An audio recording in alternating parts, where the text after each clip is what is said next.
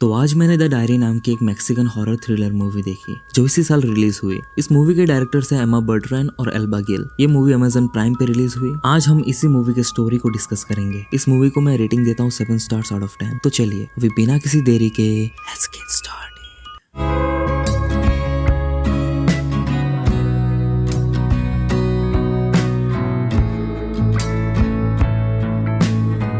Movie start होती है जंगल के एक फ्लैशबैक से, जहाँ वेरा नाम की एक छोटी बच्ची अपने कुत्ते नेल्सन को बुला रही होती है।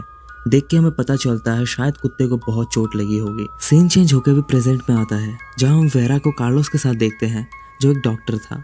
वेरा का थेरेपी चल रहा होता है कार्लोस के साथ। कार्लोस नेल्सन की बात करता है पर वेरा कार्लोस को दोबारा नेल्सन के नाम लेने से मना कर देती है। वेरा और उसकी माँ ओल्गा जब घर लौटती है तो घर में लाइट्स फ्लिकर करते हैं। रात को वेरा और उसकी माँ जब सो रहे होते हैं तो एटिक से कुछ आवाज़ आती है। वेरा की माँ देखने जाती है तो उन्हें वहाँ किसी के होने का महसूस होता है। सुबह वेरा की मम्मी लाइट्स के बारे में कंप्लेन करती है। उन्होंने ये घर बस कुछ दिन पहले ही खरीदा था। फिर वेरा के पापा विक्टर घर आते हैं वेरा को लेने। एक्चुअली वेरा के मम्मी पापा एक साथ नहीं रहते और ये वीकेंड डील के मुताबिक वेरा अपने पापा के साथ रहेगी। विक्टर और वेरा जाने के बाद ओल्गा जब ऑफिस जैसे एक रूम में आती है तो उसे विजन्स आने लगते हैं।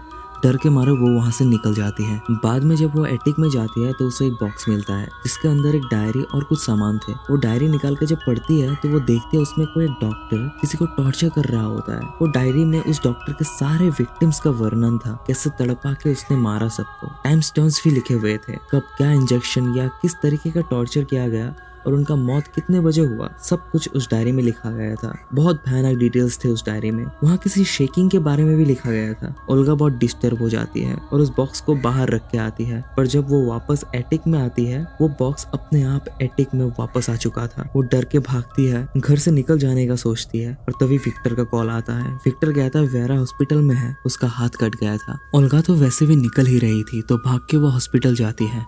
वहाँ मारियाना से मिलते हैं।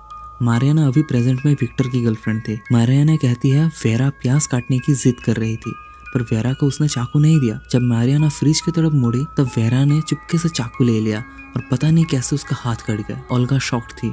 वो पूछती है क्या वेरा जानबूझ के अपना हाथ काटा। मारियाना कुछ बोल नहीं पाई। ओल्गा फिर विक्टर से रहने की जगह मांगती है, ये कह के कि उसके घर में गैस लीक है। मारियाना कहती है कोई बात नहीं, तुम आके रहो, वो कहीं और रह लेगी। रात को ओल्गा वेरा से पूछ लेती है जो हाथ कैसे कटा। वेरा जवाब नहीं देती तो विक्टर वेरा को डिफेंड करते हुए उसे अपने रूम में भेज देता है। सुबह ओल्गा ब्रेकफास्ट करके अपने घर चली जाती है। घर में पैरानॉर्मल एक्टिविटीज होने के कारण वो वेरा को साथ लेके नहीं जाती। घर जाके वो कार्लोस को कॉल करती है क्योंकि उसे अंदर जाने से डर लग रहा था। कार्लोस आता है और वेरा उसे वो बॉक्स दिखाती है। बॉक्स बाहर लाया था उन्होंने, पर जब वो रिटर्न एटिक में जाते हैं तो बॉक्स अपने आप एटिक में पहुंच जाता है। एटिक में ओल्गा को विजन्स आने लगते हैं। बाद में दोनों बैठ के डायरी को पढ़ते हैं और उसमें विक्टिम्स के जो डिटेल्स थे वो इतने एक्यूरेट लिखे गए थे कि वो झूठ हो ही नहीं सकता। अब कार्लोस को भी यकीन हो गया था। वो अपने एक टीचर के बारे में बताता है जो इस डायरी को स्टडी करके बता सकती है कि ये डायरी कब और किसने लिखा है। तभी विक्टर आता है वेरा को लेके। वेरा अपने माँ के साथ रहना चाहती थी। ओल्गा थोड़ा हिचकिचाती है पर वो वेरा को मना नहीं कर पाती। रात को वेरा को सुला के वो रूम को साफ करती है। तभी उसे वेरा की ड्राइंग मिलती है जहाँ उसने अपने आप को बनाया था जिसके हाथ में एक मरा हुआ कुत्ता था। फिर हम फ्लैशबैक में जाते हैं जहाँ उनका कुत्ता नेल्सन बहुत बुरी तरीके से जख्मी हो गया था और विक्टर किसी के साथ तो आर्ग्यू कर रहे थे। तब वेरा नेल्सन को मांगती है और कुछ ना सोच के विक्टर दे भी देता है और हम देखते हैं वेरा ने कुत्ते को मार दिया था। वेरा को लगा वो दर्द में है इसीलिए उसे मार दिया उसने, ऐसा वो कहती है। उसके बाद ही वेरा को ओल्गा थेरेपी देने लगती है। प्रेजेंट में वेरा का और एक थेरेपी सेशन चलता है जहाँ कार्लोस वेरा को कहता है अगर तुमने कुछ गलत कर दिया होता तो नेल्सन को और दर्द होता। वेरा इसका रिप्लाई देती है मैंने अच्छे से किया था। कार्लोस कहता है तुमने अपना हाथ क्यों काटा। वेरा कहती है वो मारियाना की गलती थी, वो मेरा ख्याल नहीं रख सकती। कार्लोस कहता है तो ये प्रूव करने के लिए तुमने अपना हाथ काटा। वेरा कहते हैं वो एक एक्सीडेंट था। अगले सीन में कार्लोस ओल्गा को कहता है वेरा अपने आप को कुछ ज्यादा ही समझदार समझती है जो कि एक प्रॉब्लम है। अधमरा कुत्ते को वेरा के हाथ में देना एक रॉन्ग डिसीजन था। फिर ओल्गा और विक्टर के ऑपरेशन भी उसके दिमाग में एक गहरा प्रभाव डाला है, जिससे वो अभी खुद को कंट्रोल में समझती है। कार्लोस और ओल्गा फिर एक ग्राफोलॉजिस्ट के पास जाते हैं। ग्राफोलॉजिस्ट वो होते हैं जो हैंडराइटिंग देख के लोगों का पर्सनैलिटी समझ लेते हैं, जो कार्लोस की टीचर भी होती है। बहुत पहले थी वो टीचर कार्लोस की। इनका नाम होता है एंड्रिया। एंड्रिया इनको बताती है डायरी के हिसाब से 2 लोग मारे जा चुके हैं और अब मार्टिन का टॉर्चर स्टार्ट हुआ है, पर और एक विक्टिम है, पर वो बहुत पहले की बात है और वो एक एक्सीडेंट था और वो विक्टिम उसके फैमिली में से ही कोई था। एंड्रिया और एक रहस्य की बात बताती है। ये किलर एक औरत है, कुछ 40 साल की, और वो एक एलिमेंट्री स्कूल टीचर है। ओल्गा पूछती है हम इसे कैसे ढूंढे, तो एंड्रिया बताती है उसके लिखने का तरीका थोड़ा कैजुअल है, मजाक साइड में, मतलब उसके लिखने का तरीका थोड़ा अलग है, जैसे उसे कभी चोट लगा होगा हाथ में, वो ऐसे लिखती है। कार्लोस पूछता है हम उसे अभी भी ढूंढ सकते हैं। एंड्रिया बताती है हाँ, ये सारे लिखावट नए हैं, बस कुछ दिनों पहले ही लिखा गया है। ओल्गा वहाँ से निकल जाती है बहुत डिस्टर्ब होके। पीछे पीछे कार्लोस भी आता है। ओल्गा अपनी बेटी वेरा को उस घर में और रखना नहीं चाहती थी, तो कार्लोस विक्टर को मैसेज करता है वेरा को ले जाने के लिए, क्योंकि उस घर में किलर रहता है। वेरा अपनी बेटी को कैसे रख सकती है। रात को जब ओल्गा नहाकर निकलती है तो उसे सामने से एक आत्मा जाते हुए दिखती है। वो पीछा करती है और सर में चोट लगने के कारण बेहोश हो जाती है। कार्लोस उसे संभालता है। बाद में जब वो फिर से डायरी चेक करती है तो उसे कागज मिलता है मार्टिन के रिलेटेड। ओल्गा और कार्लोस फिर मार्टिन को ढूंढने जाते हैं। जब वो मार्टिन के घर पहुंचते हैं तो उन्हें बहुत बड़ा झटका मिलता है। मार्टिन एक बच्चा था, इसका मतलब जो किलिंग्स डायरी में लिखा जा रहा है वो फ्यूचर में होगा, वो फ्यूचर में होने वाले थे। बाहर आके ओल्गा कार्लोस के साथ डिस्कस करती है कि मार्टिन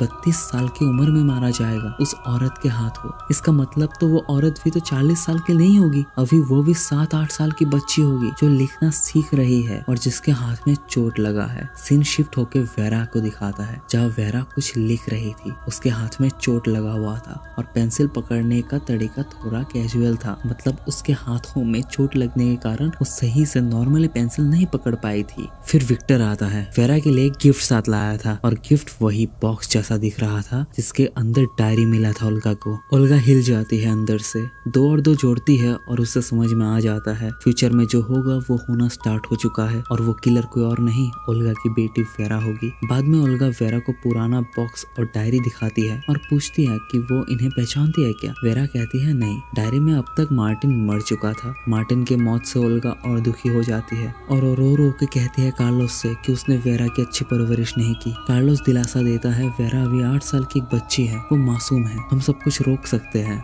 तो अब उन्हें वेरा के हाथों से किसी का भी मौत होने से रोकना है। ओल्गा जाके एंड्रिया से बात करती है। तब एंड्रिया उसे बताती है कि इस औरत को कोई बचपन में मारना चाहता था, तब से ये औरत सैडिस्टिक बन गई। सैडिस्टिक मतलब जो दूसरों को चोट पहुंचा के अच्छा फील करते हैं। ओल्गा सारे चीजों से इतना डिस्टर्ब हो जाती है कि वो वेरा को बाहर ही नहीं जाने देती, अपने साथ ही रखती है और किसी का कॉल भी पिक नहीं करती। एक रात ऐसे ही उसे आवाज सुनाई देता है और वो एटिक में जाती है। वहाँ जाके देखती है डायरी वगैरह सब गायब हो चुका था। अचानक उसके पास में से ओल्डर वेरा की परछाई गुजरती है। वो भाग के पीछा करती है और देखती है वो परछाई छोटी वेरा के रूम में घुस के दरवाजा बंद कर देती है। ओल्गा दरवाजा पीटती है और फिर जोर लगा के दरवाजा खोलती है, जिस बीच छोटी वेरा को चोट लग जाती है। छोटी वेरा ने परछाई नहीं देखी थी, पर वो डर गई थी उसकी मम्मी की हरकतों से। ओल्गा उसे संभालती है। अगले दिन कार्लोस आता है ओल्गा की हालचाल पूछने, क्योंकि वो फोन नहीं उठा रही थी।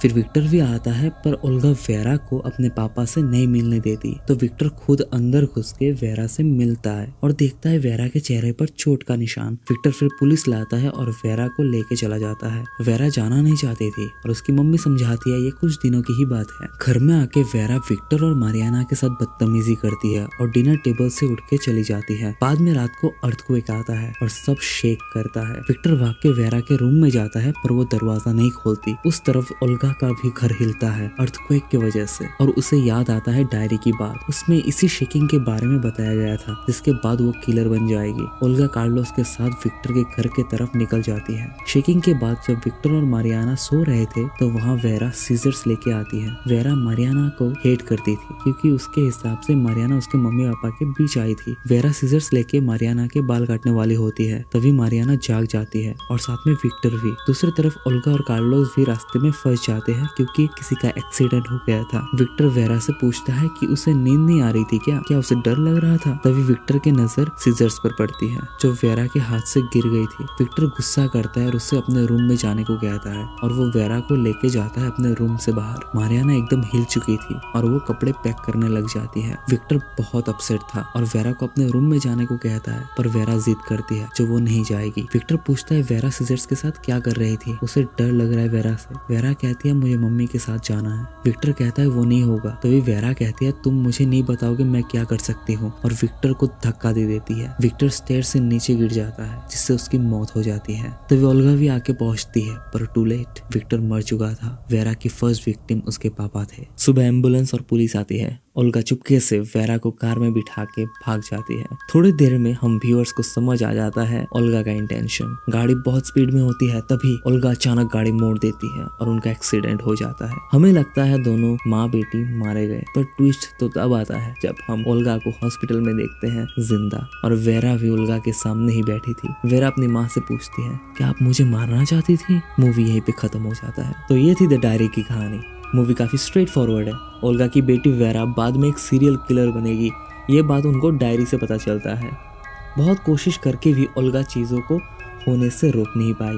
मूवी में घर के बारे में कुछ नहीं बताया गया। इस घर में अचानक प्रेजेंट और फ्यूचर के कैसे एक साथ हो रहे थे इसका कोई वर्णन नहीं है मूवी में। क्या ये घर हॉन्टेड था या फिर ये घर सिर्फ फ्यूचर दिखाता है। बहुत सारे क्वेश्चंस रह गए हमारे दिमाग में। इस मूवी ने हमें एक सीरियल किलर का बचपन दिखाया जो काफ़ी यूनिक था। मुझे ये मूवी पसंद आया इसका यूनिक स्टोरी की वजह से।